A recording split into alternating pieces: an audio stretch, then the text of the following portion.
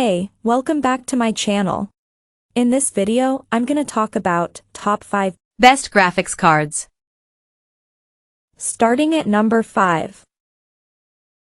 Nvidia GeForce RTX. CE RTX 4090 is expensive. It also requires a 16-pin connector or adapter. And it's very, very big. But the first release from Nvidia's new 4000 series is an absolute powerhouse that can tackle anything you need it to. It is the most powerful GPU out there, and likely will be for a very long time to come. In our testing, we found it performed significantly better than the Nvidia GeForce RTX 3090 with 2 to 4 times the performance in synthetic benchmarks and up to 100% improved frame rates with some games. What's more, DLSS 3 is a revolution in terms of gaming frame rates, and in games that support it, the RTX 4090 with frame generation turned on will absolutely push even the best gaming monitors to the limit of what they can do. That said, this is far more GPU than most people will probably ever need this decade, and at the price it's selling for, you have to really want this card, especially at the prices it is selling for right now. If you simply have to have the most powerful graphics card there is, however, this is the card you want. Coming at number 4. Intel Arc A770.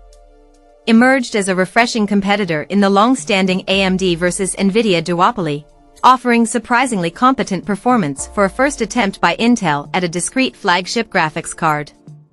Beyond the desire for market variety, the A770 genuinely stands out for its impressive features and competitive pricing.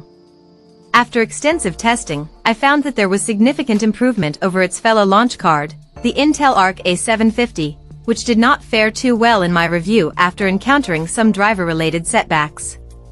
Now, it seems that Intel has made very substantial strides in improving the stability, compatibility, and overall performance of its Arc series, and there is undoubtedly more to come. The A770's performance, while not on par with the best AMD graphics card in the mid-range, is actually commendably close to the Nvidia GeForce RTX 4060 Ti, particularly in areas like ray tracing and hardware upscaling. This allows the 16GB Arc A770 card I reviewed to venture into 4K gaming, achieving an average of 35 frames per second over several PC game benchmarks, with a 1% low average of 26 frames per second. While not groundbreaking, with some settings adjustments, this performance can be optimized for smoother gameplay at 4K. Its 1440p performance was even more solid, and its 1080p performance is even better still. At number 3. AMD Radeon RX 7600. AMD Radeon RX 7600 is here to bring AMD RDNA 3 to the under $300/$300 segment, and it's got plenty of performance despite its lower price tag. Its 1080p performance is absolutely fantastic for the price, even giving the Nvidia RTX 3060 Ti 12GB a run for its money.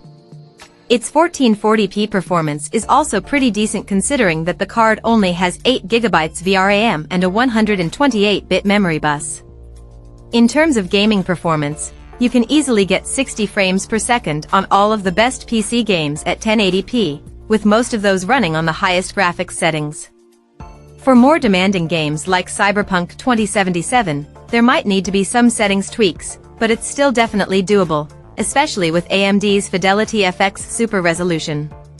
Its ray tracing performance is still behind Nvidia's last-gen mid-range cards, but RDNA 3 has definitely closed much of the gap between the two, so you don't have to sacrifice ray tracing completely just by going with a cheaper AMD card. Number 2 of my list. Nvidia GeForce RTX. Expectations we had for this card when it was announced at CES 2024, offering compelling performance at the same price as its predecessor. This newcomer outshines the RTX 4070, offering more SMs for enhanced processing and a swifter base clock speed.